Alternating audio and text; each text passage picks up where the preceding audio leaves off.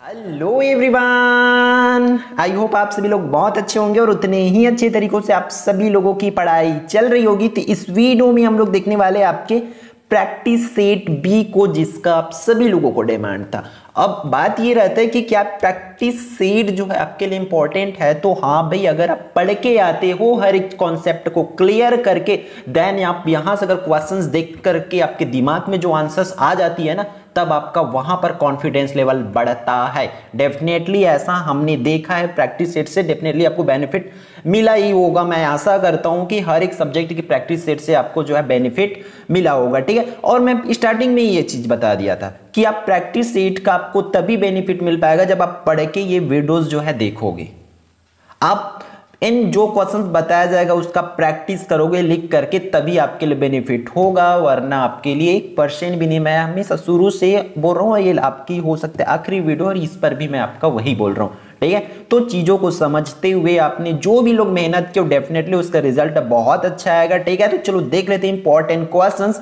उचित विकल्प, उचितम विकल्पम चित्वा लिखा, उचित विकल्प जो है चुन करके लिखना है। फिर देखो, स्वामी आत्मानंद से पिता, जो स्वामी आत्मानंद के उनके पिता कौन थे उसको आपको लिखना है। फिर नेक्स्ट क्वेश्चन की बात करते हैं, क्वेश्चन नंबर 2, रक्त गृहम कथ्यते, रक्त गृह किसे कहते हैं उसको आपको लिखना है। फिर नेक्स्ट क्वेश्चन थर्ड पर, भवान इतस्मिन शब्द विभक्ति अस्ति, इसमें कौन सी विभक्ति है उसको आपको लिखना है, ठीक है। फिर चौथे नंबर की बात करें तो अद्य मम गृहम आगच्छतु, तो इतस्मिन वाक्य अवयव अस्ति, इसमें कौन सा अवयव जो है आपको लिखना है। क्लियर है। तो देखो क्वेश्चंस की पैटर्न जो है इसी तरीका से रहेगा। बात है जैसे कि जो क्वेश्चंस आता है, अब मैं यहां पर बोल दिया अवयव वाला, तो अवयव वाला क्वेश्चन आएगा, लेकिन ये अंदर की चीजें जो है चेंज हो सकती है, इसलिए आपको जो है कॉन्सेप्ट क्लियर करके रखना है संस्कृत में। संस्कृत मींस कॉन्सेप्ट, क्योंकि हर एक चीज का आपको संधि समास, हर एक चीज का कॉन्सेप्ट समझ गए ना, तो ये आपके लिए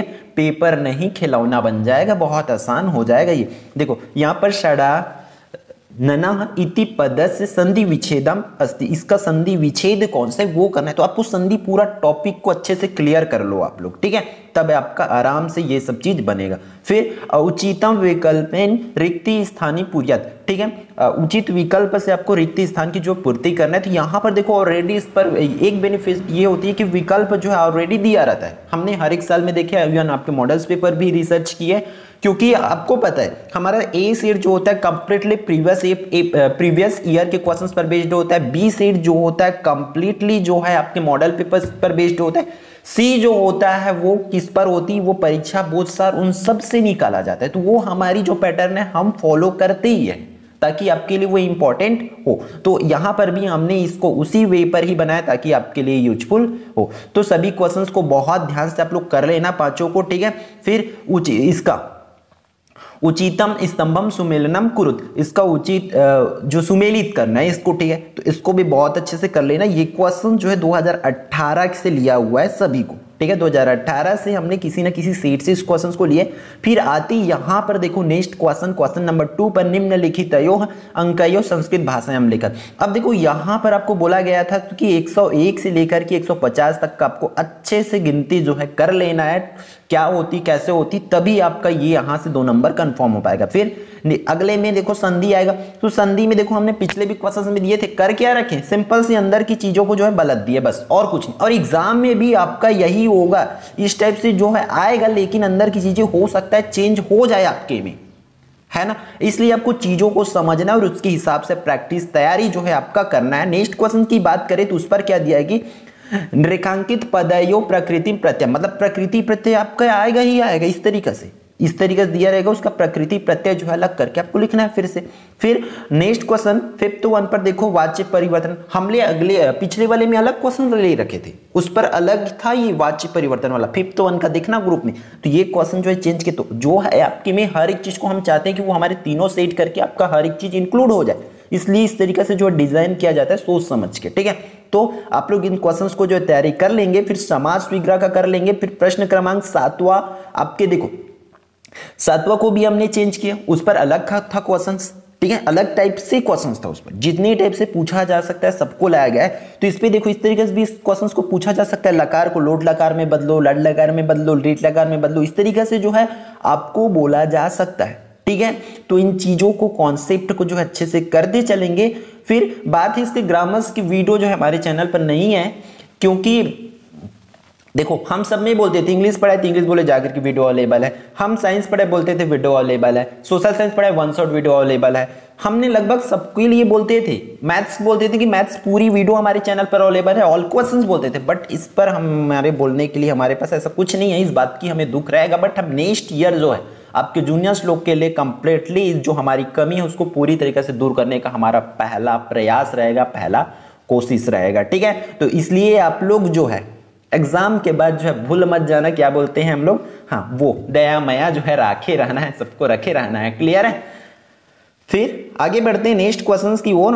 9th पर देखो अधोलिखित गद्यांश, तो इस तरीके से गद्यांश आएगा। तो क्वेश्चंस कैसे आते हैं, मैं हमने प्रीवियस ईयर उसको रिसर्च किए कि एक तो आती है अनुवाद करने वाली आ सकती है, और एक तो जो है आपको इस तरीके से गद्यांश दिया जाएगा, उसका प्रश्न दिया जाता है। तो आप दोनों लेवल की तैयारी करेंगे, एटलीस्ट कुछ कुछ जो है आपको इंपॉर्टेंट जो है प्रीवियस ईयर का ही एटलीस्ट सही बोल सकते हैं, वो उसका आप लोग अनुवाद थोड़ी बहुत करके रखिए, और इस तरीके से क्वेश्चंस देंगे तब तो आपके लिए बेनिफिट है। पर क्वेश्चंस भी आसान नहीं है, देखो क्वेश्चंस में देखो इसको किस तरीका से किस लेवल का रखा गया, तो उन चीजों को समझना है आपको कि हर एक क्वेश्चंस में अलग अलग, ऐसा नहीं कि क्वेश्चंस पढ़ के आपको वहां से आंसर ढूंढना है, ऐसा नहीं है, वहां से आपको अलग अलग चीज इसमें बनाना है। संस्कृत आसान भी है, कहा जाए ना समझने वाले के लिए तो महा कठिन सब्जेक्ट है, भयंकर कठिन सब्जेक्ट है, तो इसको कर लेना।